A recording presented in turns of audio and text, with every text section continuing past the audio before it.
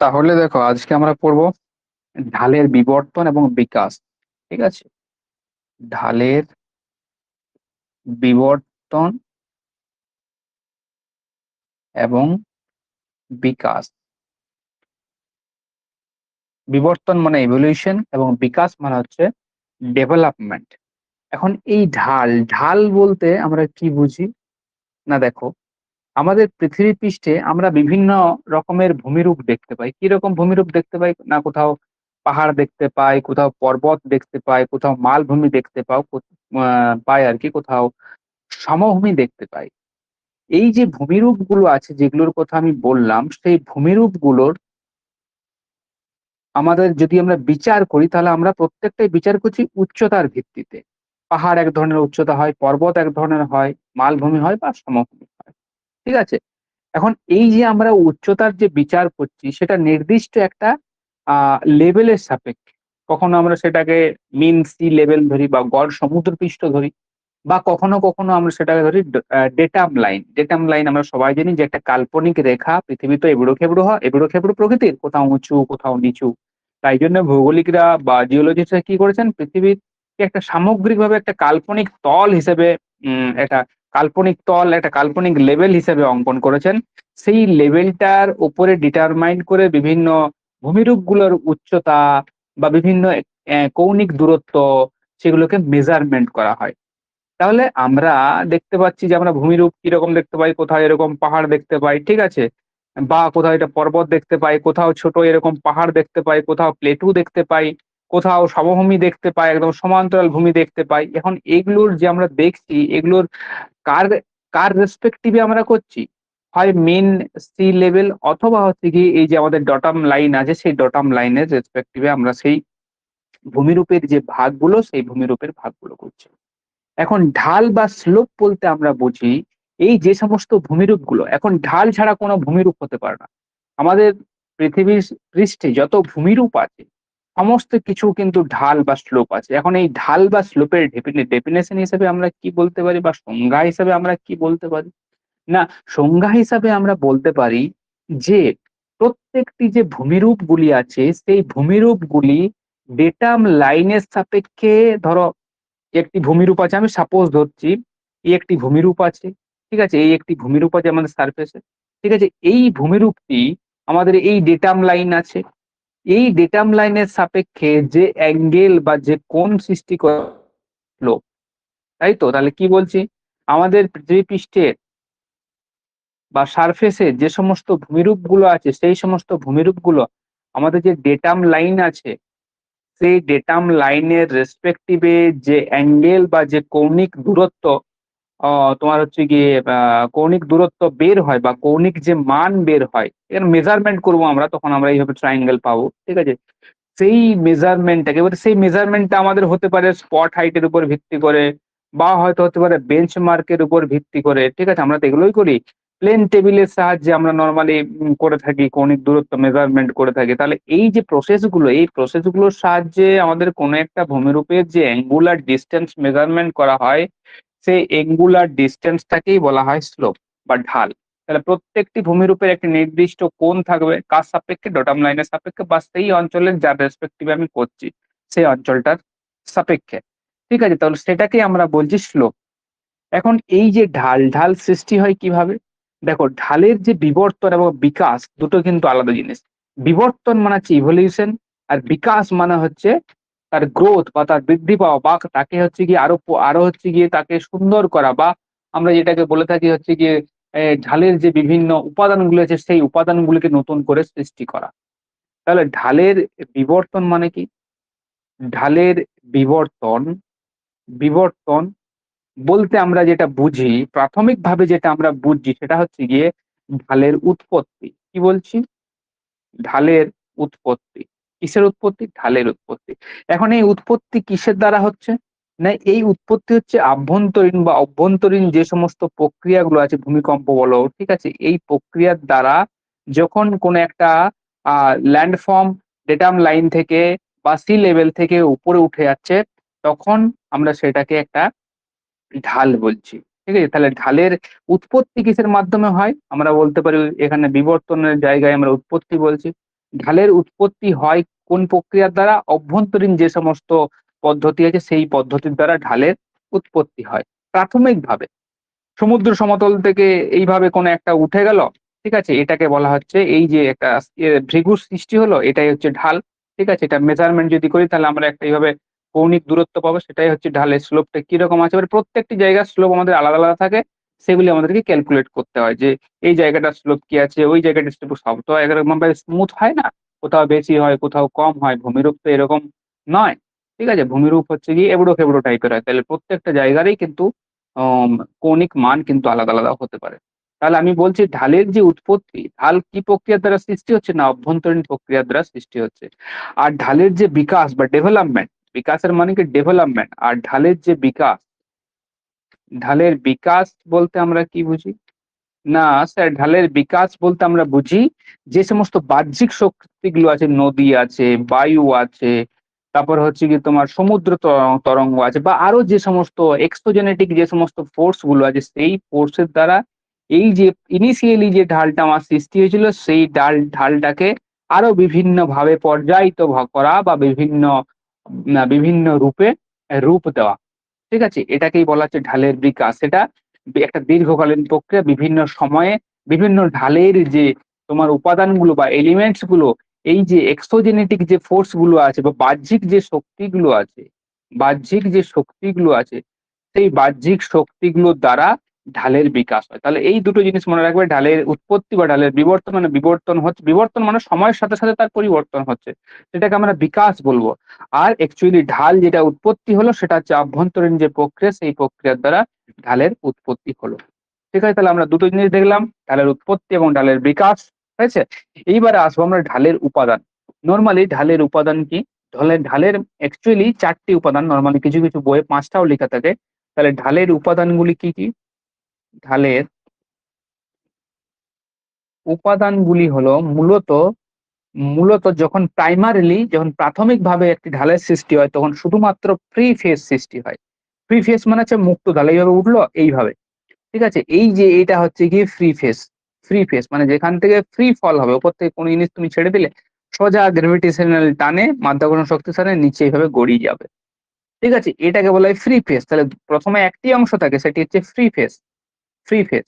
পরবর্তী ক্ষেত্রে বিভিন্ন যে এই যে ঢালের বিকাশ হবে, যে সমস্ত বাহ্যিক যে শক্তিগুলো থাকবে, সেই বাহ্যিক শক্তিগুলো এখানে বিভিন্ন উপাদানগুলোকে যোগ করবে। তাহলে উপাদান কি যোগ করবে? না যোগ করতে পারে উত্তল। মানে ঢালের একটি অংশ উত্তল থাকবে, কনভেক্স থাকবে। তখন সেটাকে আমরা বলব উত্তল ঢাল। ২ রকম থাকবে মুক্ত ঢাল। মুক্ত ঢাল তোমার থাকছেই, এটাকে ফ্রি ফেজ বলা হয়। কি থাকছে? মুক্ত ঢাল থাকছে। ৩ এ কি পাচ্ছি? ৩ এ রেক্টিলাইনার বা ঋজু রেখ, এটাকে বাংলাতে বলা হয় ঋজু রেখ ঢাল। ঋজু রেখ ঢাল। যে ঢালটা মোটামুটি একটা জায়গাতে যেখানে তোমার ডিপোজিশন হচ্ছে, তো সেই জায়গাটাকে ঋজু রেখ ঢাল বলে। ৪ নাম্বার আছে অবতল ঢাল। অবতল ঢাল। এবং ৫ নাম্বারে কি আছে? ৫ নাম্বারে আছে একটা মিশ্র ঢাল। মূলত একটি ঢালের এই ৪ টি অংশই, কি বলছি? একটি ঢালের এই ৪ টি অংশ দেখা যায়: উত্তল, মুক্ত, ঋজুরেখ, অবতল। তাহলে আমি যদি এখানে ছবি এঁকি কিরকম হবে ঢালটা?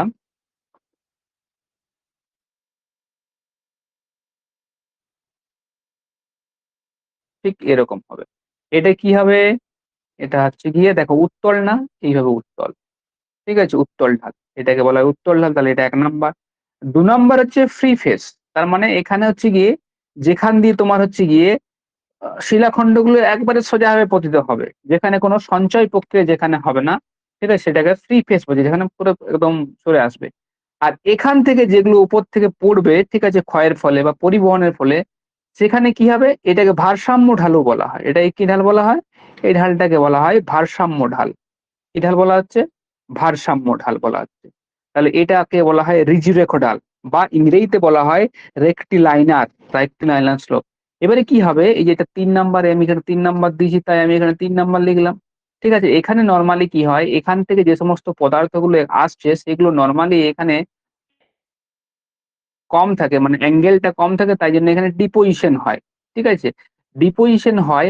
পরবর্তী ক্ষেত্রে এখানে যখন লোড আরো বেশি হয়ে যাবে তখন এখানে আর থাকতে পারবে না ওই পদার্থগুলো, কারণ এদিকে আরো স্লোপ আছে। তখন কি হবে, তখন এইখান থেকে পদার্থগুলো আস্তে আস্তে মুভ করে, যেগুলো সূক্ষ্ম সূক্ষ্ম পদার্থ সেগুলো এখানে মুভ করবে। ঠিক আছে, এখানে মুভ করে এ ধরনের একটা কনকেভ টাইপের, দেখো এখানে অবতল আছে না, অবতল আমি এঁকেছি, অবতল টাইপের যে ঢালটা সৃষ্টি করবে তাকে আমরা বলছি অবতল। তাহলে এখানে দেখো আমরা চারটে মেন জিনিস পাচ্ছি, এটা আমরা 4 নাম্বার লিখে দিলাম। একটি হচ্ছে কি তোমার উত্তল ঢাল, এটি কেন সৃষ্টি হয়েছে মনে রাখবে, এটাকে অ্যাকচুয়ালি একবারে উত্তল ঢাল সব সময় কিন্তু উপরের দিকে থাকে। এই যে উত্তল ঢাল যেটি রয়েছে সেই উত্তল ঢাল হচ্ছে কি নগ্নিভবন এবং আবহবিকার প্রক্রিয়া, নগ্নিভবন বা ডেনুডেশন বলা হয়, নগ্নিভবন বা আবহবিকার, আবহবিকার এই সমস্ত প্রক্রিয়ার দ্বারা, আবার কেউ কেউ বলে জলধারা, কি বলে, জলধারা, এই সমস্ত প্রক্রিয়ার দ্বারা উপরের যে অংশটা, ঠিক আছে, এই যে অংশটা, এই অংশটা আস্তে আস্তে ক্ষয়প্রাপ্ত হয় এবং ক্ষয়প্রাপ্ত হয়ে এটা উত্তল হয়। পরবর্তী ক্ষেত্রে যেই এটা ক্ষয়প্রাপ্ত হলো, এবারে নিচের দিকে নামবে, সামনের দিকে কি আছে, এখানটা ক্ষয়প্রাপ্ত হলে এখানটা সোজা এরকম আছে অংশটা, এটাকে বলে ফ্রি ফেস, যেখানে মুক্ত একদম পুরো ফল হয় উপর থেকে। এই অংশটা বেয়ে পদার্থগুলো নিচে কোথায় প্রাইমারিলি এসে জমা হয়, যে রেক্টিলাইনার যে স্লোপ আছে সেই রেক্টিলাইনার স্লোপে এসে জমা হচ্ছে। পরবর্তী ক্ষেত্রে এই জায়গাটার এখানেও তো ডিপোজিশন হতে থাকবে হতে থাকবে, আস্তে আস্তে আস্তে আস্তে কি হবে না, এখান থেকে কিছু পদার্থগুলো যেগুলো সূক্ষ্ম সূক্ষ্ম পদার্থ, এদিক থেকে তো জলের কাজ থাকবে, তাহলে জলধারা কাজ থাকবে, এখান দিয়ে হচ্ছে গিয়ে তোমার এখান দিয়ে জলধারাগুলো আস্তে আস্তে সূক্ষ্ম পদার্থগুলোকে নিচের দিকে আরো ঠেলে নিয়ে আসবে এবং একটি যে অবতল আকৃতির ঢাল সৃষ্টি হবে এটিকে বলা হচ্ছে তোমার আহ অবতল ঢাল। এখন ব্যাপার হচ্ছে কি, এই রিজুরেকো ঢাল খুবই গুরুত্বপূর্ণ জিনিস। মানে এই ঢাল, এই ঢাল নর্মালি কম মানে কম হয়, স্লোপটার যে অ্যাঙ্গেল সেটা কম হয় এবং এর উপর দিকের অংশটা উত্তল প্রকৃতির হয় এবং নিচের দিকের অংশটা অবতল প্রকৃতির হয়। তাহলে বলবে যে কোন ঢালের নিচের অংশ অবতল প্রকৃতির, কোন ঢালের নিচের অংশ অবতল, রিজুরেখো ঢালের নিচের অংশ অবতল প্রকৃতির এবং রিজুরেখো ঢালের উপরের অংশ কিরকম হচ্ছে, এই জায়গাটা আমরা কি পাচ্ছি, এটা আমরা পাচ্ছি উত্তল প্রকৃতির। হয়েছে। এখন এই উত্তল ঢাল মনে রাখবে, এখানে এই যে মুক্ত ঢাল, এখানে একটা জিনিস বলা হচ্ছে যে মুক্ত ঢালের অন অ্যান অ্যাভারেজ স্লোপ যদি আমরা ক্যালকুলেশন করি অ্যাঙ্গেল, তাহলে এটা 40 ডিগ্রির বেশি হয়, এটুকু মনে হয় 40 ডিগ্রি বেশি হয়। হয়েছে। তাহলে আমরা পেলাম উত্তল প্রকৃতির ঢাল, মুক্ত ঢাল, রিজিড ঢাল, অবতল ঢাল। কিছু কিছু জায়গায় শিলার গঠন, শিলার স্ট্রাকচার অনুযায়ী সেখানে এক ধরনের মিশ্র প্রকৃতির ঢাল সৃষ্টি হয়, সেটাকে মিশ্র ঢাল বলা হয়। কি প্রকৃতির ঢাল সৃষ্টি হয়, মিশ্র ঢাল, তাই তো। সেখানে ডিপেন্ড করে সেখানে ক্লাইমেটের উপর, সেখানে জলবায়ুর উপর বা শিলা স্ট্রাকচারের উপর ভিত্তি করে অনেক সময় কি হয়, অল্প একটু জায়গার মধ্যে বিভিন্ন ধরনের আমরা ঢাল দেখতে পাবো। ঠিক আছে, এটা একটা বিশাল অঞ্চল জুড়ে একটা ঢালের যেটা তোমার হচ্ছে কি পার্টস, এটা একটা complete parts of A slope. ঠিক আছে, কিন্তু অনেক সময় দেখা যায় ছোট একটি জায়গার মধ্যে কিছু কিছু ঢালের, যেমন কোনো কোনো জায়গাতে উত্তল থাকবে, কোনো কোনো জায়গাতে অবতল থাকবে, কোনো কোনো মুক্ত থাকবে, মানে কম্পোজিশন থাকবে, এটার সাথে এটা থাকবে, এটার সাথে এটা থাকবে, এইভাবে যে ঢালটা সৃষ্টি হয় সেটাকে বলা হচ্ছে তোমার হচ্ছে গিয়ে মিশ্র ঢাল। ঠিক আছে, এখন এগুলো গেল হচ্ছে গিয়ে ঢালের যে উপাদান, যে কম্পোনেন্ট গুলো আছে। ঠিক আছে, এবার আমরা আসবো হচ্ছে কি ঢালের নিয়ন্ত্রক সমূহ। দেখো, ঢালের নিয়ন্ত্রক বলতে আমরা কি বুঝি, যে সমস্ত বিষয়গুলো আমাদের ঢাল সমূহকে নিয়ন্ত্রণ করে সেগুলোকে আমরা নিয়ন্ত্রক বলি। নিয়ন্ত্রক সমূহের মধ্যে আমাদের প্রথমে কি আসবে না,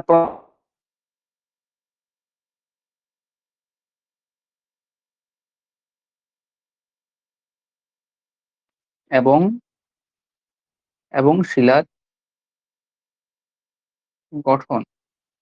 ইনিশিয়ালি কোনো একটি কোনো একটি হচ্ছে কি তোমার এইভাবে ভূখণ্ড উপর দিকে উত্থিত হওয়ার পর এখানে এটা তো ফ্রি ফেস, এটা হচ্ছে নর্মাল আমাদের যে সারফেস, সেই সারফেস, এটা হচ্ছে কি উপরিপৃষ্ঠ, এটা হচ্ছে কি আমরা ফ্রি ফেস, আমরা ফ্রি ফেস বলছি। এখন এই যে এখানে যে আর কি কি উপাদান অ্যাড হবে বা উপাদানগুলো কেমন হবে, সেটা ডিপেন্ড করছে সেই অঞ্চলের বা যে ভূমিরূপটা উত্থান হয়েছে সেই ভূমিরূপটার শিলা এবং শিলার গঠনের উপর। বিভিন্ন ধরনের গঠনযুক্ত শিলাতে বিভিন্ন ধরনের ঢালের সৃষ্টি হয়। ঠিক আছে, আমরা যেমন বলছি যে ধরো এক ধরনের শিলা আছে, যেমন ধরো আমি কোথায় কথা বলছি যে তো বেলে পাথর আছে। ঠিক আছে, বেলে পাথর আছে। এখন বেলে পাথরে গঠিত ঢাল যে পৃথিবীর সমগ্র পৃথিবীতে যে একই রকম হবে এরকমটা কিন্তু কোনো ভাবার কিছু নেই, কারণ এই যে ঢালটা সেটা সম্পূর্ণরূপে জলবায়ুর উপরও নির্ভর করছে। ঠিক আছে, যেমন বেলে পাথর আছে, এই বেলে পাথর আছে, এই বেলে পাথরে যে গঠিত ভাঁজ বলছি, গঠিত যে ঢাল, সেই ঢাল যে একই রকম ভাবে পৃথিবীর সর্বত্রব্যাপী এমনটা নয় কিন্তু। কোথাও খাড়া ঢাল হতে পারে, কোথাও মৃদু ঢাল হতে পারে। সেটা ডিপেন্ড করছে সেই অঞ্চলের জলবায়ুর উপর। তাহলে ১ম এ এই দুটো জিনিস মনে রাখবে। ঠিক আছে? এইবার আমরা আসবো যে শিলার গঠন কিভাবে প্রভাবিত করছে?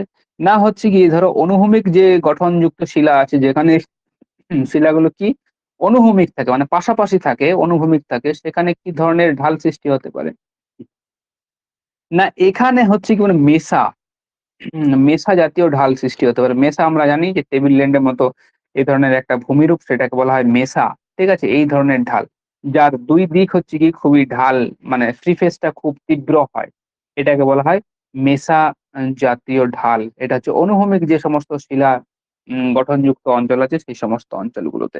আবার একনত মানে যেদিকে শিলাগুলো একদিকে একদিকে এভাবে হেলে থাকবে, ঠিক আছে? এইভাবে আস্তে, আস্তে হেলে থাকবে, সেখানে কোন ধরনের ভূমিরূপ সৃষ্টি হতে পারে?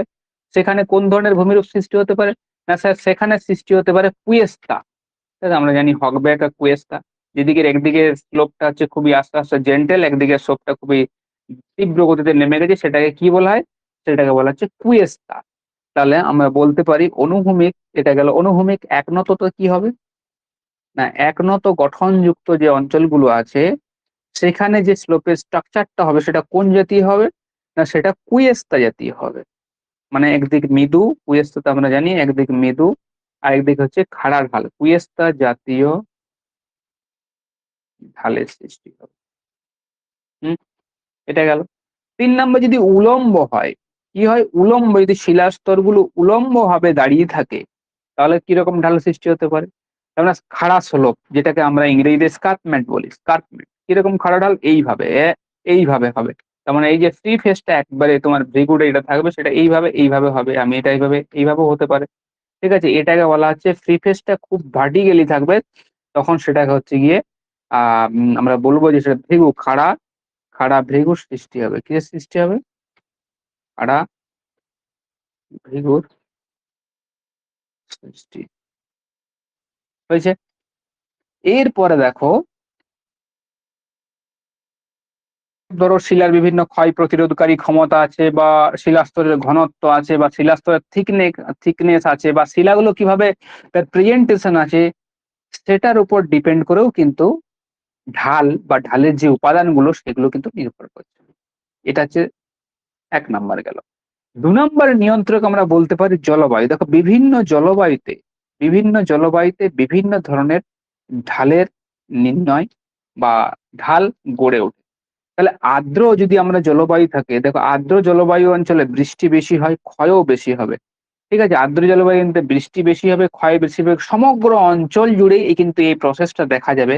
তাই জন্য আর্দ্র জলবায়ু অঞ্চলে যে ঢালগুলো হবে সেই ঢালগুলোর স্লোপ গুলো নরমালি জেন্টেল হবে। কারণ সেগুলো তাড়াতাড়ি অগ্নিভবন প্রক্রিয়ার সম্মুখীন হয়েছে।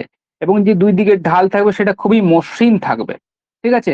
এবং সেখানে যেহেতু বৃষ্টি হচ্ছে, সেখানে হচ্ছে পাতা-টাতা পচে, যেখানে যে ঢালগুলো থাকবে সেটা হচ্ছে জৈব পদার্থ সমৃদ্ধ থাকবে, উদ্ভিদ থাকবে।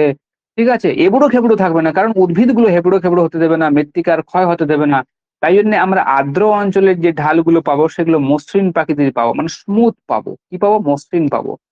তুলনামূলক কোমল হবে, শক্ত হবে না। তুলনামূলক কেমন হবে? তুলনামূলক তুলনামূলক কোমল হবে। এছাড়া কি থাকবে ঢালগুলোর মধ্যে? মাটি থাকবে, মাটি অবশ্যই থাকবে। তার সাথে কি? গাছপালা দেখা যাবে, গাছপালা দেখা যাবে। হয়েছে? তাহলে এই যে আর্দ্র অঞ্চলে আমরা পেলাম। আবার শুষ্ক অঞ্চলে কেমন পাবো? দেখো শুষ্ক অঞ্চলে নরমাল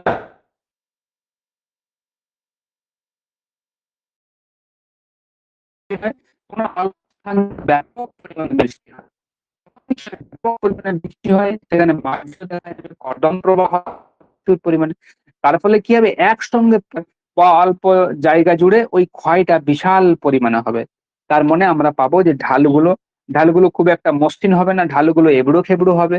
তুলনামূলকভাবে কেমন থাকবে? খাড়া থাকবে। তাহলে আমরা বলতে পারি ঢালগুলো রুক্ষ হবে। এটাও কিন্তু কোয়েশ্চেন দেখো এসেছিল। রুক্ষ হবে। তারপর হচ্ছে কি? তুলনামূলকভাবে খাড়া হবে। কি হবে? খাড়া ঢাল যুক্ত হবে। এছাড়া দেখো এখানে গাছপালা থাকবে কি শুষ্ক অঞ্চলে? তাহলে এটাও লিখলে যে এখানে গাছপালা কম থাকবে। ঢালগুলোতে গাছপালা কম থাকবে, ঠিক আছে? এবং এখানে যে ঢালগুলো সেগুলোর প্যারালাল রিট্রিট মানে সমান্তরালভাবে আস্তে, আস্তে, আস্তে, আস্তে বা ব্যাক ওয়াস্টিং বা ব্যাক ওয়েদারিং এর মাধ্যমে পিছিয়ে যাবে। তাহলে এটা হচ্ছে গিয়ে জলবায়ু। ৩ নাম্বার এটি মেইন হচ্ছে গিয়ে যে ভূমিরূপ এবং ড্রেনেজ বেসিন। এই ভূমিরূপ এবং ড্রেনেজ বেসিনও কিন্তু কোনো একটি অঞ্চলের ঢালকে নিয়ন্ত্রণ করে। ভূমিরূপ মানে সেখানের ভূমিটা কেমন আছে, তীব্র খাড়া ঢালযুক্ত আছে, না সমভূমি অঞ্চল আছে, না মালভূমি অঞ্চল আছে। এগুলোর উপরেও কিন্তু সেই অঞ্চলের স্লোপ বা ঢাল গুলো কিন্তু নির্ভর করছে। এবং তার সাথে ড্রেনেজ বেসিন মানে সেই অঞ্চলের ড্রেনেজ গুলো কেমন আছে, কি প্যাটার্নে আছে, নদীগুলো কেমন ভাবে মিলিত হয়েছে সেই অঞ্চলে বা নদী ব্যবস্থাটা কিরকম আছে, এগুলোর উপরেও কিন্তু কোনো একটি অঞ্চলের শিলাসমূহের যে ঢাল বা শিলার বা ভূমিরূপটার যে ঢালের যে উপাদানগুলো আছে সেই ঢালের যে উপাদানগুলোরও কিন্তু পরিবর্তন এরা কিন্তু করতে পারে। তাহলে এতক্ষণ আমরা পড়লাম ঢালের নিয়ন্ত্রক সমূহ। এইবারে আসবো তোমাদের সিলেবাসে যতটুকু আছে সেটুকুই আমরা পড়বো যে ঢালের যে বিকাশ, যে ঢালের যে ডেভেলপমেন্ট হয়েছে সেই ঢালের যে ডেভেলপমেন্ট গুলো নিয়ে যে বিভিন্ন জন বিভিন্ন মতবাদ দিয়েছেন সেই মতবাদের আমরা দু একটা পড়বো। ঠিক আছে? দেখো প্রথমেই তাহলে আমরা হেডিং করে নিই যে ঢালের বিকাশ বা ঢালের বিবর্তনও অনেক সময় বলা হয় কিন্তু বিকাশ বলাটাই ভালো। ঢালের বিকাশ,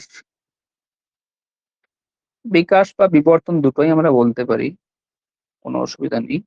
ঢালের বিকাশ সম্পর্কে বিভিন্ন মতবাদ সমূহ, বিভিন্ন মতবাদ সমূহ সবগুলো তোমাদের সিলেবাসে নেই। সেলবি আর উডটা পড়বে। আর তার সাথে হচ্ছে কি আমি আগের ক্লাসে দেখো ডেভিসটা আলোচনা করেছিলাম, পেংটা আলোচনা করেছিলাম, এলসেকিংটা আলোচনা করেছিলাম, যে সাইকেল অফ ইরোশন যখন আলোচনা করেছিলাম একই জিনিস। ওই যে ভিডিওটা, যে লেকচার ভিডিওটা আছে ওই ভিডিওটা তোমরা ওখান থেকে দেখে নেবে যে কখন ভি শেপ হচ্ছে কখন আই শেপ হচ্ছে, ওগুলোও তো একটু অ্যাকচুয়ালি ঢাল। ভি শেপ মানে কি অ্যাকচুয়ালি ঢাল, আই শেপ মানে অ্যাকচুয়ালি ঢাল, কোথায় বন্ধুরতা বেসেছে সেগুলোও ঢাল। এবং তারা যে ওই যে তোমার গ্রেভিটি স্লোপের কথা আমাদের পেং সাহেব যখন যেখানে আলোচনা করেছেন, বা হচ্ছে গিয়ে ওয়াশ স্লোপের কথা যেগুলো আলোচনা আমরা যেগুলো করেছিলাম পেংকে তত সেগুলোই একবার করে রিভিশন দিয়ে দেবে। এখানে তোমাদেরকে যেটা দুটো করাবো সেটা হচ্ছে কি তোমার সেলবি আর হচ্ছে উড, যদি পড়ে এই দুটোর মধ্যে থেকেই পড়বে। ঠিক আছে? তার আগে গুটি কয়েক কথা আমি তোমাদেরকে বলে নিই। প্রথম উত্তল ঢাল বা কনভেক্স, প্রথম উত্তল ঢালের প্রথম উত্তল ঢালের ধারণা দেন গিলবার্ট। উত্তল ঢালের ধারণা দেন কে? গিলবার্ট। এই দুই একটা জিনিস মনে রাখবে, এগুলো কিন্তু আসতে পারে। এবারে গিলবার্ট যে উত্তল ঢালের ধারণা দেয়, আমি গিলবার্ট সম্বন্ধে পুরোটা আসছি না, তোমার তো এটুকু জানলে হবে। গিলবার্ট মনে করতেন যে সয়েল ক্রিপ, কি সয়েল ক্রিপ, এটা মনে রাখবে টার্মটা। সয়েল ক্রিপের ফলে পাহাড়ি অঞ্চলের যে ঊর্ধ্বাংশের যে ঢালটা আছে, এই যে ঊর্ধ্বাংশের যে ঢালটা আছে এটা সয়েল ক্রিপ, আস্তে আস্তে আস্তে আস্তে মাটিগুলো নেমে আসছে। এই মাটিগুলো নেমে আসার ফলে কি হয়েছে, মাটিগুলো নেমে আসার ফলে ঊর্ধ্বাংশের যে স্লোপ, এই যে কনভেক্স উত্তল টাইপের, এই যে উত্তল টাইপের এই যে ঢালটা সৃষ্টি হয়েছে, এটা অ্যাকচুয়ালি সৃষ্টি হয়েছে কিসের ফলে? সয়েল ক্রিপের দ্বারা। তাহলে পরীক্ষাতে আসতেই পারে এখানে যে গিলবার্ট কোন ধরনের ঢালের কথা বলেছিলেন, তাহলে গিলবার্ট উত্তল ঢালের কথা বলেছিলেন। এবং সেই উত্তল ঢালের সৃষ্টি হয়েছিল কিভাবে? সেই উত্তল ঢালের সৃষ্টি হয়েছে সয়েল যে ক্রিপ আছে সেই সয়েল ক্রিপের দ্বারা হয়েছে। পরবর্তী ক্ষেত্রে লসন বলে আরেকজন ছিলেন। লসন কি বললেন? লসন বললেন যে ধৌত প্রক্রিয়া, ঠিক আছে, ধৌত মানে কি লিচিং বলা হয়। ধৌত যে প্রক্রিয়া, ধৌত প্রক্রিয়ার দ্বারা প্রক্রিয়ার দ্বারা ঢালের সৃষ্টি হয়। আচ্ছা এই নোটটা আমি দিয়ে দেবো তোমাদেরকে, ঠিক আছে, এটা আছে আমি পাঠিয়ে দেবো গ্রুপে। তাহলে লসন কি বলেন? লসন বলেন ধৌত প্রক্রিয়ার দ্বারা ঢালের সৃষ্টি। ব্যাস এটুকু জানলে হবে, আর কিছু তোমাদের এটা সিলেবাসে নেই লসন। এরপরে আমরা চলে আসবো যে সেলবি কি বলেন। দেখো সেলবি তোমাদের এটা সিলেবাসে আছে। সেলবি, সেলবি 1975 সালে, সেলবি 1975 সালে ঢালের বিকাশের কথা বলেন। কিসের কথা বলেন? ঢালের বিকাশের কথা বলেন। এবং ঢালের বিকাশের কথা বলতে গিয়ে তিনি ঢালের উপাদানগুলিকে মূলত 7টি ভাগে ভাগ করেন। কটি ভাগে ভাগ করেন? 7টি ভাগে ভাগ করেন। ঠিক আছে, 7টি ভাগ কি কি আমি এখানে লিখছি, পরে ছবি আঁকছি। প্রথমে আছে কি উনি বলেন যে ঢালের আগেও থাকবে জল বিভাজিকা, একটি অংশ থাকবে, এগুলো ঢালের উপাদান বলছে, একটি ঢালের মধ্যে দেখা যায়, তাহলে এগুলো কি ইনক্লুড করতে কি দোষ? 2 নম্বর আছে সিপেজ, কি বলেন? সিপেজ। 3 নম্বর উনি কি বলেন? উত্তল ঢাল, উত্তল ঢাল। 4 নাম্বার কি বললেন? 4 নাম্বার মুক্ত ঢাল। এই দেখো এগুলো আমরা পড়েছি আগেই, মুক্ত ঢাল। 5 নাম্বার কি বললেন? 5 নাম্বার হচ্ছে ঋজুরেখ ঢাল, যেটাকে রেক্টিলাইনার বলা হয়। কি বলা হয়? রেক্টিলাইনার, এই ঋজুরেখ ঢাল। 6 নাম্বার কি বললেন? পাদদেশীয় ঢাল। এটা যে বড় পদার্থ, বড় কণা দ্বারা গঠিত পাদদেশীয় ঢাল। এটাকে কি বলা হয়? এটাকে বলা হচ্ছে যে বড় ধরনের বড় শিলাখণ্ড দ্বারা গঠিত, বড় শিলা দ্বারা গঠিত। ঠিক আছে? 7 নম্বরে কি বললেন? 7 নম্বরে বললেন হচ্ছে কি পাদদেশীয় ঢাল, নাম দেন ওটাকে পাদদেশীয় ঢাল। এটা কত? না এটা সূক্ষ্ম যে শিলাগুলো আছে, সূক্ষ্ম শিলা দ্বারা গঠিত। হুম, দ্বারা গঠিত। এখন যদি আমরা এই ছবিটা আঁকি কিরকম ভাবে দেখো, 7টা ঢালের 7টা উপাদানের কথা বলেছেন এবং সেই উপাদানগুলোর বিকাশের কথা বলেছেন। তাহলে 7টা উপাদানের কথা আমরা এখানে আঁকবো ছবিতে। একটু বড় করে ছবিটা আঁকতে হবে, নাহলে আমাদের কুলোবে না।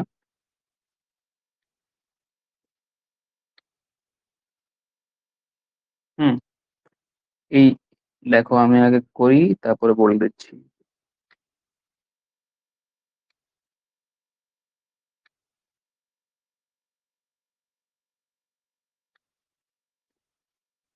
তাহলে এটা 1টা 2 3 4 5 6। দেখো, আচ্ছা 1 2 আরেকটা হবে 5, 1 2 3 4। হ্যাঁ, 5 হবে মাঝে, সরি এখানে 7 হবে। ঠিক আছে, এখানে 7 করে দিই। এই শ্লোকটা আরেকটু হবে, ঢালটা আরেকটু হবে। ঠিক আছে, ছবিটা একটু অ্যাডজাস্ট করে নেবেন। দেখো এইবারে কি হবে? 7টা, তাহলে 7টা ঢালের কথা বলা হবে। তাহলে আমি 1 2 3 4 5 6 7, এই 7টি ঢালের যে উপাদান সেই উপাদানের কথা বলবো।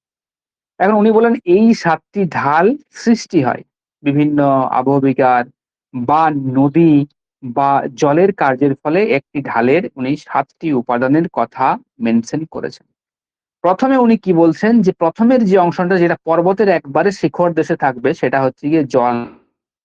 জল বিভাজিকা আমরা জানি যে অঞ্চল বা যে স্থান বরাবর কি হয়, দুটো, এখানে বৃষ্টি বৃষ্টি পড়লো, এখানে বৃষ্টি হলো, বৃষ্টির জল 2 দিকে ভাগ হয়ে গেল। ঠিক আছে, এদিকে ভাগ হলো, সেটাকে আমরা কি জল বিভাজিকা বা ওয়াটার ডিভাইডেড আমরা বলি। তাহলে এই অংশ বরাবর বৃষ্টির জল পড়বে। ঠিক আছে, বৃষ্টির জল পড়বে এবং 2 দিকে এইভাবে ছড়িয়ে যাবে, এদিকেও ছড়িয়ে যাবে। এই যে যখন ছড়িয়ে যাচ্ছে তখন থেকে কিন্তু ঢালের যে বিবর্তন, ঢালের যে বিকাশ, সেই বিকাশ কিন্তু শুরু হয়ে যাবে। তাহলে প্রথমে যে অংশটা ঢালের, এই যে অংশটাকে, এটাকে উনি কি বলেন? জল বিভাজিকা। ঠিক আছে, দুটো দুটো প্রণালীর মধ্যে বা দুটো সিস্টেমের মধ্যে যেটা অংশটা বা কাজ করছে সেটাকে জল বিভাজিকা। পরবর্তী যে অংশটা আমরা দেখছি, এই যে অংশটা, এটাকে উনি কি বলেন? সিপেজ। সিপেজ মানে এখান থেকে নদীগুলো সৃষ্টি হবে, কিছু কিছু ক্ষেত্রে নদীগুলো উপর দিয়ে প্রবাহিত হবে এবং কিছু কিছু জায়গাতে কি নদীর সিপেজ মানে হচ্ছে কি চুঁইয়ে চুঁইয়ে জল বেরিয়ে আসা। তাহলে যেহেতু ঢাল এই দিকে আছে, উপরে বৃষ্টি হচ্ছে, এরকম ভাবে যদি ঢালু অঞ্চল থাকে, এরকম যদি ঢালু অঞ্চল থাকে, তাহলে এখানে যদি বৃষ্টি হয়, এখানে যদি নরমালে বৃষ্টি হয়, দেখবে আমরা গ্রামের ছেলেমেয়েরা এটা ভালো বুঝতে পারবো। ঠিক আছে, যাদের উঁচু জমিতে, যাদের উঁচু জমি, এরকম ধরো উঁচু জমি আছে, এখানে উঁচু জমি আছে। ঠিক আছে, আবার খানিকটা এরকম নিচু জমি আছে। তাহলে উঁচু জমিতে যদি জল দাঁড়ায়, দেখবে এই নিচু জমিতেও কিন্তু এখান দিয়ে জল আস্তে আস্তে চুঁইয়ে চুঁইয়ে এভাবে জল চলে আসছে। এটাকেই বলা হয় স্টিপেজ, চুঁইয়ে যেটা আসে সেটাকে বলা হয় স্টিপেজ। তাহলে এখানে কি বলা হচ্ছে? এখানে যদি উঁচু জায়গায় জলবিভাজিকায় যদি অতিরিক্ত জল পড়ে, তাহলে কিন্তু চুঁইয়ে চুঁইয়ে পাশের যে অংশটাতে কিন্তু জল অলরেডি বেরিয়ে আসতে থাকবে। সেটাও কিন্তু এক ধরনের ক্ষয়ের প্রক্রিয়া এবং ঢাল সৃষ্টির প্রক্রিয়া উনি বলেছেন। তাহলে এখানে বৃষ্টি হচ্ছে এবং পরবর্তীতে যেটা চুঁইয়ে চুঁইয়ে আসছে সেটাকে কি বলা হচ্ছে? সেটাকে সিপেজ বলা হচ্ছে। তাহলে 2 নাম্বার যে আমি দাগ মেনশন করেছি বা দাগ দিয়েছি, ইন্ডিকেট করেছি, এটা হচ্ছে সিপেজ। ঠিক আছে, 3 নাম্বারটা দেখো উত্তল টাইপের আছে। 3 নাম্বার যে অঞ্চলটা আছে উত্তল টাইপের, ছবিটা একটু ছোট হতো এইখানটা। উত্তল টাইপের যেটা আছে, উত্তল টাইপের, আমি এটা একটু বাড়িয়ে দিলাম।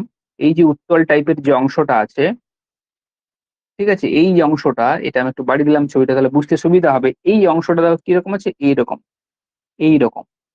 এই অংশটাকে উনি বলছেন হচ্ছে গিয়ে উত্তল ঢাল। মানে অ্যাকচুয়ালি এইখান থেকেই আসল ঢালগুলি শুরু হচ্ছে। ঠিক আছে? এটাকে কি বলেছেন? এটাকে বলা হচ্ছে উত্তল ঢাল। আমি ছবিটা একটু বাড়িয়ে দিলাম, এক্সটেন্ড করে দিলাম এইভাবে, তাহলে একটু বুঝতে সুবিধা হবে তোমাদের। হুম? তাহলে এটাকে কি বলা হয়েছে? এটাকে বলেছেন উত্তল ঢাল। তাহলে এই অংশটাকে কি বলছেন? এই অংশটা হচ্ছে উত্তল ঢাল। এটা কি? এটা কি উনি বলছেন যে নদীর এখানে জলের প্রক্রিয়া কি? জলের প্রক্রিয়া, তার সাথে প্লাস আবহবিকার, আবহবিকার এর দ্বারা কি হবে? এর দ্বারা এখানে ক্ষয়প্রাপ্ত হবে বা দিয়ে নগ্নীভবন যে প্রক্রিয়া আছে, সেই নগ্নীভবন প্রক্রিয়ার দ্বারা তোমার হচ্ছে কি এখানে অ্যা প্রসেস এ এটা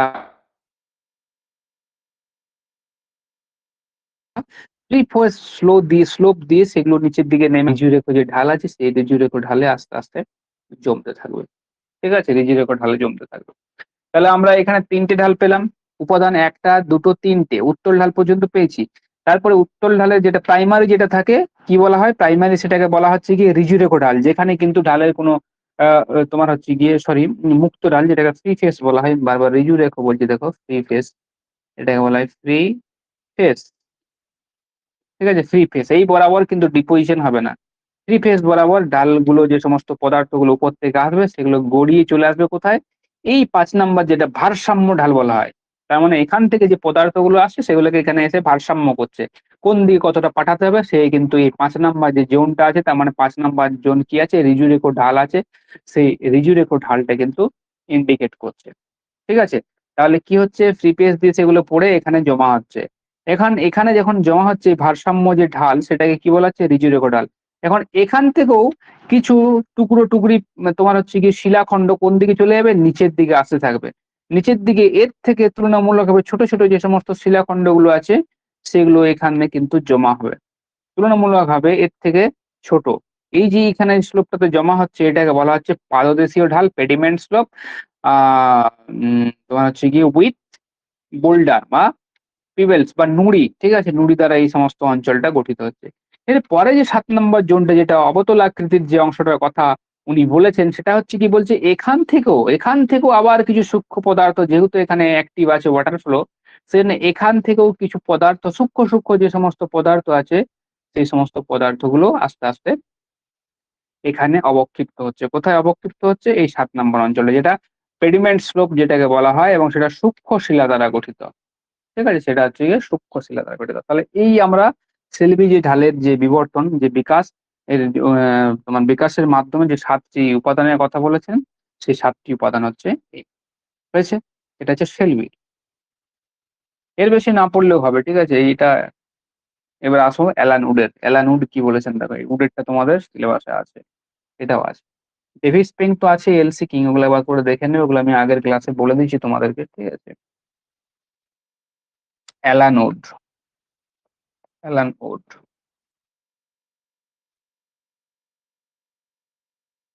হয়েছে?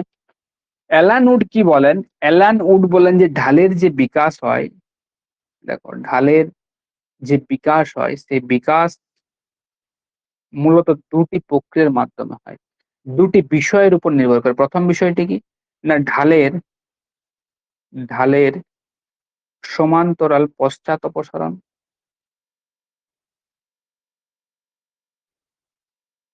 পশ্চাৎ অপসারণ। ২ নাম্বার হচ্ছে এটা ১ নাম্বার। ২ নাম্বার কি বলেন? ২ নাম্বার বলেন যে আবহবিকার এবং আবহবিকারগ্রস্ত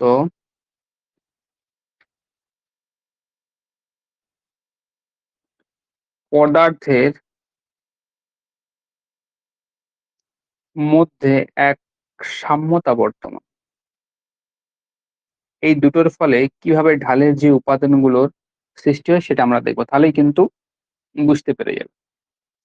উনি ১ম এ একটা জিনিস অনুমান করেন, আমি একবারে সম্পূর্ণ শর্টে বলে দিচ্ছি তোমাদেরকে। অনুমান করেন সেটা হচ্ছে গিয়ে যে প্রাথমিকভাবে ইনিশিয়ালি যখন ঢালের সৃষ্টি হয় কোনো একটি অঞ্চলে, তখন তিনি সেই অঞ্চলটাতে ফ্রি ফেস কি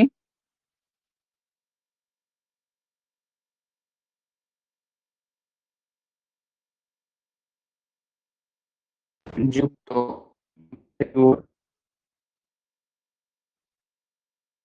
কি করেন? কল্পনা করেন। উনি প্রাথমিকভাবে এরকম ভাবে একটি ঢাল, যেইভাবে একটি ঢাল সৃষ্টি হলো, উনি এই ফ্রি ফেসের কথা বললেন। মানে অনুমান উনি কি করলেন? এরকম যে একটি ঢাল সৃষ্টি হবে, থ্রি ফেস যুক্ত ভৃগু। থ্রি ফেস যুক্ত এইভাবে একটা ভৃগুর এইভাবে সৃষ্টি হলো। এখন এই ফ্রি ফেস থেকে কিভাবে যে ঢালের যে উপাদানগুলো, বাকি যে ঢালের যে উপাদানগুলি আছে, সেই উপাদানগুলো কিভাবে সৃষ্টি হয় সেটা একবার দেখি। ঠিক আছে? দেখো। তাহলে উনি কি বলছেন পরবর্তী ক্ষেত্রে? ছবিটা আঁকি, তাহলে ছবিটা আঁকলে আরো বোঝাতে সুবিধা হবে। উনি কি কল্পনা করেছিলেন? উনি অ্যাজিউম করছেন যে এরকমভাবে একটি ফ্রি ফেস থাকবে। এইভাবে একটি ফ্রি ফেস থাকবে। এটা অ্যাজিউম করছেন, কল্পনা করছেন। এবং ছবিটা এঁকে নিই, তাহলে তোমাদের বুঝতে সুবিধা হবে। একটু বড় করি।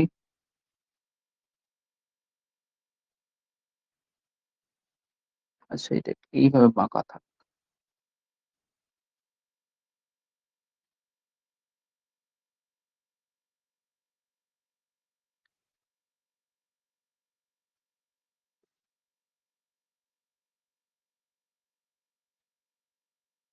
আচ্ছা, অন্য কালিতে করি তাহলে সুবিধা। দেখো উনি কি বললেন? উনি প্রথমে, আচ্ছা এটা একটু কনভেক্স টাইপের করে দিচ্ছি।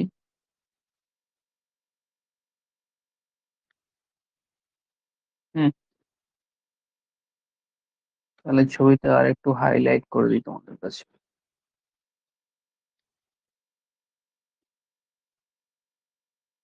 অ্যালান উড কি বলছেন দেখো, খুব সুন্দর একটি ধারণা। এগুলো হচ্ছে স্ক্রিবা ট্যালাস। উনি কি বলছেন? এটা হচ্ছে কি ফ্রি ফেস। উনি বলছেন যে এই যে ডট ডট লাইনটা যেটা দেখিয়েছেন, এটা আমি লিখছি দেখো, ফ্রি ফেস। তাহলে আরো ক্লিয়ার হবে। এইটা হচ্ছে গিয়ে কনভেক্স স্লোপ, যেটা হচ্ছে গিয়ে উত্তল ঢাল। এটা তো ফ্রি ফেস, আমরা জানি, এটা সবাই জানি ফ্রি ফেস। বারিড, বারিড লিখবে এটা, মানে ঢাকা যাওয়া আর কি। আমি বলে দিলেই বুঝতে পারবে। এটা অবতল ঢাল। এই অংশটা যেটা আছে, এই অংশটা কি? এই অংশটা অবতল আকৃতি। এটাকে বলা হচ্ছে অবতল ঢাল বা ওয়ার্নিং স্লোপ।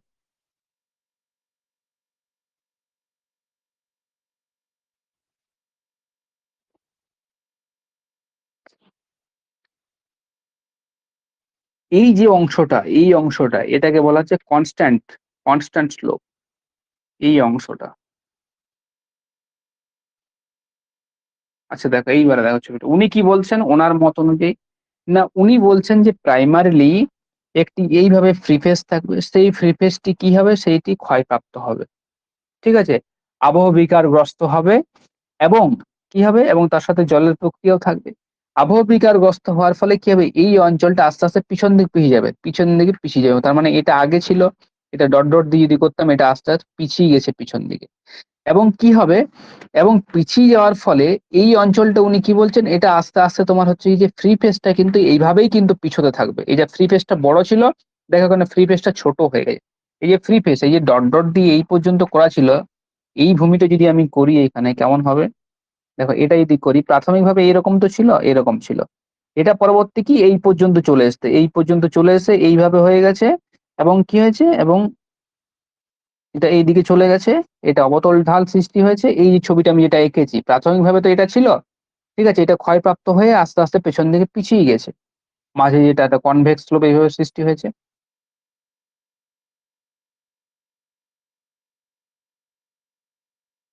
নিচের দিকে আস্তে আস্তে চলে এসছে। তাই তো, পদার্থগুলো আস্তে আস্তে নিচের দিকে চলে, পদার্থগুলো এখান থেকে ক্ষয়ে গিয়ে যখন নিচের দিকে আস্তে আস্তে আসতে থাকবে, তখন কি হয়? তখন আমি কি বলেছি, এমন একটা জায়গা থাকবে, ভারসাম্যযুক্ত জায়গা, সেই জায়গাতে সেই পদার্থগুলো অবক্ষিপ্ত হবে, সেগুলো জমা হবে। ঠিক আছে? সেই জমা হয়ে কি হয়েছে, মাটির অভ্যন্তরে যে একটি কনভেক্স স্লোপ ছিল, যেটি প্রকৃত স্লোপ, কি হয়েছে? সেই স্লোপটি আস্তে আস্তে ঢাকা পড়ে গেছে। দেখো, এই জন্য বারিড বলা হয়েছে। তার মানে স্লোপের একটি প্রকৃত অংশ হচ্ছে এইটি, এইটি, এইটি, আর হচ্ছে এইটি। কিন্তু উপরের যে কনস্ট্যান্ট, যে ধ্রুবক যে স্লোপটি আছে, উনি কিন্তু ধ্রুবক স্লোপের কিন্তু একটি ধারণা দেন। এই যে কনস্ট্যান্ট স্লোপ যেটি আমি লিখেছি, এই স্লোপটি আস্তে আস্তে পিছাবে। পিছাতে পিছাতে পিছাতে এমন একটা সময় থাকবে যখন এই ফেস আর থাকবে না, পুরোটাই একটা তোমার হচ্ছে কি ওয়ার্নিং স্লোপে বা এবং ওয়ার্নিং স্লোপ এবং ওয়াক্সিং স্লোপ বা এই যে তোমার কনভেক্স স্লোপ দুটোতে পরিণত হবে লাস্ট ফেজে গিয়ে পড়ে। তাহলে কি হয়েছে, প্রাইমারিলি আমি আরেকবার বলছি, এখানটাতে ক্ষয়প্রাপ্ত হয়ে এটা পিছিয়ে গেছে, পিছিয়ে যাওয়ার ফলে এখানে যে সমস্ত পদার্থগুলো ছিল সেই পদার্থগুলো নিচের দিকে সঞ্চিত হয়ে একটি কনস্ট্যান্ট স্লোপ সৃষ্টি করেছে এবং সেই যেটাকে আমরা রেক্টিলাইনার বলি, অ্যাকচুয়ালি যে কনস্ট্যান্ট স্লোপ সেটি কি একটি রেক্টিলাইনার, এবং সেই কনস্ট্যান্ট স্লোপ থেকে আস্তে আস্তে পদার্থগুলো বাহিত হয়ে কোথায় ওয়ার্নিং যে স্লোপ সেই সৃষ্টি হয়েছে। এবং এই যে কনভেক্স যে প্রাচীন যে স্লোপটি ছিল, এই যে স্লোপটি ছিল কি হয়েছিল, প্রাথমিকভাবে কি হয়েছিল, এই স্লোপ ছিল আমার এই ছিল, পরবর্তীতে ক্ষয় হয়েছে, দিয়ে ক্ষয় হয়ে যায় কি হয়েছে তোমার এই রকম উত্তল টাইপের একটি সৃষ্টি হয়েছিল, উত্তল টাইপের, ঠিক আছে, এবং এইভাবে ছিল, তাই তো। এই অংশটাতে কি হয়েছে, এই অংশটাতে আস্তে আস্তে এই অংশটাতে আস্তে আস্তে কি ডিপোজিশন হয়েছে, কিসের স্ক্রিড ডিপোজিশন হয়েছে, কিন্তু প্রকৃতটা কি হয়, প্রকৃতটা এই নিচেই আছে, উত্তল টাইপের যেটা উত্তল স্লোপ যেটা আছে সেটা কি নিচেই আছে, চাপা পড়ে আছে, এবং তার উপরে স্ক্রি বা টেলাস, কি স্ক্রি বা টেলাসের সঞ্চয় হয়েছে, স্ক্রি বা টেলাসের সঞ্চয় হয়েছে এবং নিচের দিকে একটি অবতল ঢালের সৃষ্টি হয়েছে, ঠিক আছে। এটা হচ্ছে প্রথম ধাপ। দ্বিতীয়তে কি বলা হয়েছে দেখো, দ্বিতীয়তে বলা হয়েছে পরবর্তীকালে আবহ বিকার এবং আবহ বিকারগ্রস্ত পদার্থের মধ্যে একটা সাম্যতা বর্তমান থাকবে, তার মানে যে হারে ক্ষয় থাকবে সেই হারে একটা সঞ্চয়ও আমরা দেখতে পাবো, এবং ক্ষয় এবং সঞ্চয়ের ফলে কি হবে, এই যে কনস্ট্যান্ট স্লোপ সেই কনস্ট্যান্ট স্লোপের আকৃতিটা আস্তে আস্তে বা রেক্টিলাইনার যে স্লোপ আছে সেই স্লোপটার যে আকৃতি সেটা আরো পিছিয়ে থাকবে, এটা যদি আরো পেছায়, এটা যদি আরো এইখানে চলে আসে তাহলে এই যে কনস্ট্যান্ট স্লোপ সেটা আরো এই পর্যন্ত পিছিয়ে আসবে, এটা যদি আরো এইখানে চলে আসে, ভ্রিকুটা যদি কমছে তাহলে আরো চলে আসবে, দেখো উত্তল ঢাল হচ্ছে আস্তে আস্তে, এটা আরো যদি পিছায় আরো এইভাবে সমান হয়ে যাবে, তার মানে এই প্রসেসটা দেখো কিরকম হচ্ছে, লাস্টে এইরকম গিয়ে এইরকম ঢাল সৃষ্টি হবে এবং পরে সেটাও ক্ষয়প্রাপ্ত হবে, এবং লাস্টে কি, লাস্টে এটা কনভেক্স বলছেন এবং এটাকে কনকেভ বলছেন। তার মানে এই যে পশ্চাৎ অপসারণ হচ্ছে ঢালের, এই যে ঢালের পশ্চাৎ সমান্তরাল পশ্চাৎ অপসারণ, তার মানে এটার সাথে এটা সমান্তরাল ভাবে হচ্ছে, এটার সাথে এটা একটা নির্দিষ্ট হারে হচ্ছে, যেন সমান্তরাল ভাবে এটাকে বলা হচ্ছে, আলাদা আলাদা হবে না, সমান্তরাল ভাবে হবে, এই শ্লোকটাই পিছিয়ে গেছে এখানে, কিন্তু হাইটটা তোমার হচ্ছে গিয়ে লেন্থটা কমে গেছে ক্ষয়ের ফলে এবং পরিবহনের ফলে, আবার এটা চলে এসছে এইখানে, আবার এটা পরবর্তী ক্ষেত্রে যখন আসবে তখন এটা এখানে চলে আসবে, আবার যখন এটা এখানে আসবে এবং আস্তে আস্তে এটা এক হয়ে যাবে, ঠিক আছে। পরবর্তী ক্ষেত্রে উনি কি বলেছেন যে আবহবিকার এবং আবহবিকারগ্রস্ত পদার্থের মধ্যে এক সাম্যতা থাকবে, মানে এই ছবিটা দেখো কি হবে তাহলে বুঝতে পারবে, এবং লাস্টে উনি কি বলছেন, যে লাস্টে কি হতে পারে, লাস্টে আমরা যদি দেখাই অ্যালান উডের, দেখো ডট ডট দিয়ে দেখাচ্ছি, এই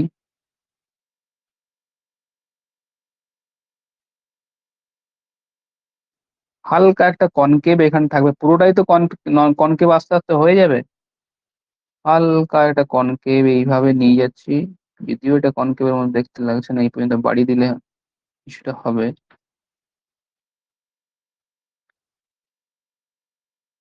হুম, ঠিক আছে। এইবারে এটাকে তোমাকে এইভাবে অবতল যেহেতু এটাকে এইভাবে হালকা করে বাঁকাতে হবে এদিকে, এবং এখান বরাবর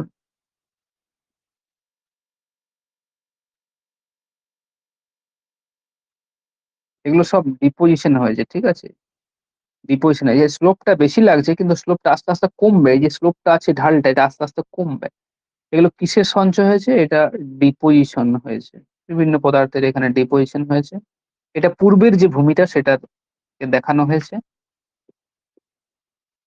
উনি এখানে নগ্নিভবন যে ঢাল সেই ঢালের কথা বলেছেন, এ বি এবং সি, এটা কি, এটা এই যে যেটা হচ্ছে গিয়ে এটাকে বলা হচ্ছে কনকেভ,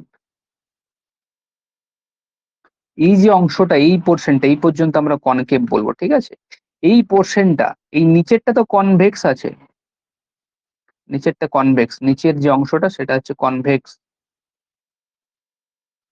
উপরের যে অংশটা সেটাকে বলা হচ্ছে কনস্ট্যান্ট, তাহলে রেক্টিল লাইনারের পরিবর্তে উনি কি ব্যবহার করেছেন বারবার, কনস্ট্যান্ট স্লোপ, তার মানে দেখো আগের ছবিটাতে কনস্ট্যান্ট স্লোপ কতটুকু ছিল, আগের যদি ছবিটা পরবর্তীতে দেখো আমরা দেখতে পাচ্ছি বেড়ে গেছে। এভাবে আস্তে, আস্তে বাড়ছে। তার মানে ক্ষয়প্রাপ্ত হচ্ছে ঢালটার যে উপাদানগুলো সেগুলো ক্ষয়প্রাপ্ত হচ্ছে। এবং এই অংশটাকে উনি কি বলেছেন? এটাকে নগ্নিভবন ঢাল বলেছেন। ঠিক আছে? এটাকে নগ্নিভবন ঢাল বলেছেন। এবং এটাকে কনস্ট্যান্ট যে ঢাল সে কনস্ট্যান্ট ঢাল উনি বলেছেন। এবং এই কনস্ট্যান্ট ঢাল আস্তে, আস্তে বা রেক্টিলাইনার যে স্লোপ সেই স্লোপ আস্তে, আস্তে, আস্তে, আস্তে বৃদ্ধি হবে। মনে রাখবে এখানে কিন্তু নগ্নিভবন যে ঢাল, আমি এটা লিখে দিচ্ছি দেখো। নগ্নিভবন যে ঢাল আছে, নগ্নিভবন যে ঢাল আছে সেই নগ্নিভবন ঢালে কিন্তু কোন রকম ডিপোজিশন হয় না। দেখেছো? এই পর্যন্ত ডিপোজিশন দেখা যায়। এবার এখন ABC গুলো কি? ABC গুলো হচ্ছে বিভিন্ন যে পর্যায়গুলো আছে যেখান পর্যন্ত ক্ষয় হচ্ছে ও ক্ষয়ের মাত্রাটা সেগুলো কিন্তু আস্তে, আস্তে দেখানো হয়েছে। ঠিক আছে? লাস্ট লিমিট যেটা আছে এই পর্যন্তই কিন্তু নগ্নিভবন যে প্রসেসটা, যেহেতু এখানটার জায়গাটা উঁচু আছে এইজন্য এখানে যে নগ্নিভবন প্রক্রিয়াটা সেই প্রক্রিয়াটা হয়। এবং এখানে অবক্ষেপণ বা এগ্রেডেশন হয়, অবক্ষেপণ হয় এখানে, বা সঞ্চয়িত পদার্থগুলো এখানে জমা হয়, বা যে রেক্টিলাইনার যে স্লোপ আছে সেই স্লোপ হয়। আচ্ছা, এখানে যেটা দেখানো হয়েছে ABC ক্ষয়ের মাত্রা, তার মানে এটা হচ্ছে গিয়ে তোমার যে ফ্রি ফেস গুলো দেখানো হয়েছে, ফ্রি ফেস গুলো সমান্তরালভাবে পশ্চাৎপসরণ হচ্ছে সেগুলো মূলত দেখানো হয়েছে। এবং তার সাথে যে ক্ষয়ের যে মাত্রাটা, যে ক্ষয় যে আস্তে, আস্তে, আস্তে, আস্তে কমে, কমে আসছে সেগুলো, যে ফ্রি ফেজ আস্তে, আস্তে ডিসঅ্যাপিয়ার হয়ে যাচ্ছে। এবং পরবর্তী ক্ষেত্রে এই যে রিজুডেকো ঢাল, এই যে রিজুডেকো ঢালের যে পদার্থগুলো সঞ্চিত হয়েছে যেটাকে উনি কনস্ট্যান্ট স্লোপ বলেছেন। কনস্ট্যান্ট মানে ধ্রুবক। ঠিক আছে? এখানে পর্যন্ত এসে যেখানে ক্ষয় এবং পরিবহন যেখানে সমান হয়, সেখানে সেটা কনস্ট্যান্ট ঢাল বলা হয়। এই কনস্ট্যান্ট ঢাল আস্তে, আস্তে, আস্তে, আস্তে, আস্তে একসময় সমান্তরাল হয়ে যাবে। এবং এই সমস্ত পদার্থগুলো নিচের দিকে চলে আসবে এবং কনভেক্স স্লোপ, উপরটা আস্তে, আস্তে কি হয়ে যাবে? উপরটা আস্তে, আস্তে একটি এইভাবে গিয়ে একটি কনভেক্স স্লোপে পরিণত হবে। এটাকে উনি নাম দিয়েছেন কি? এই অংশটা পর্যন্ত বলেছেন কনকেভ, আর এটাকে বলা হচ্ছে কনভেক্স। মানে লাস্টে উনি কি বলছেন? যে লাস্টে যেটা বেঁচে থাকবে সেটা হচ্ছে ঢালের ২ টো উপাদান থাকবে। ঠিক আছে? একটা কনকেভ, একটা কনকেভ। ঠিক আছে? যেটাকে উনি ওয়াক্সিং স্লোপ বলেছেন। এটাকে কি বলেছেন? এই সরি, এটাকে ওয়ার্নিং স্লোপ বলেছেন। Warning slope. আর এটাকে কি বলেছেন? এটাকে ওয়াক্সিং স্লোপ বলেছেন। কন ইয়েটাকে, এই সরি, ওয়াক্সিং স্লোপ এটাকে বলেছেন। লাস্ট পর্যায়ে হবে আরকি। এটা আস্তে, আস্তে আরো পিছিয়ে আসবে, আরো পিছিয়ে আসবে। দিয়ে লাস্টে এবং লাস্ট পর্যায়ে এসে বেঁচে থাকবে কে? এই কনস্ট্যান্ট স্লোপটাও আস্তে, আস্তে অবলুপ্ত হয়ে যাবে এবং লাস্টে কি হবে? এরকম ভাবে একটি ভূমিরূপ থাকবে, সেটি হবে কনকেভ, আর একটি হচ্ছে কনভেক্স। ঠিক আছে? তাহলে অ্যালান উডের এই যে কনসেপ্টটা ঢালের, যে কিভাবে ঢালের ডেভেলপ হয়, কিভাবে ঢালের বিকাশ হয়, এবং কনস্ট্যান্ট মনে রাখবে এখানে কোয়েশ্চেন আছে যে কোন, কোন ঢালের কথা উনি বলেছেন। কনকেভ স্লোপের কথা বলেছেন, রেক্টিলাইনার পরিবর্তে উনি কনস্ট্যান্ট স্লোপ কথা ব্যবহার করেছেন, কনভেক্স আর হচ্ছে গিয়ে ফ্রি ফেস, এই ৪ টি ঢালের কথা উনি কিন্তু বলেছেন। আর উনি কি আ ব্যাক ওয়াস্টিং মানে যেটা পিছনে যাবে, ব্যাক ওয়াস্টিং এর ধারণা দিয়েছেন। মানে আস্তে, আস্তে, আস্তে, আস্তে পিছনে যাবে। এই পিছনে যাওয়ার ফলে এই যে কনস্ট্যান্ট স্লোপ, সেই কনস্ট্যান্ট স্লোপের আস্তে, আস্তে যে বৃদ্ধি, সেই বৃদ্ধি পাবে। বাস এটুকুই। আর কিন্তু সেইভাবে তোমাদের কিছু নেই এই সিলেবাসটাতে। মানে ঢালের যে বিবর্তনটা আছে সেই সিলেবাসটাতে। আর বাকি বললাম ডেভিস, এলসিকিং, পেং। বিশেষ করে ওই যে পেংকের পোস্টিং যেটাকে বলা হয়, বা গ্র্যাভিটি স্লোপ যেটাকে বলা হয়, ওয়াশ স্লোপ যেটাকে বলা হয়।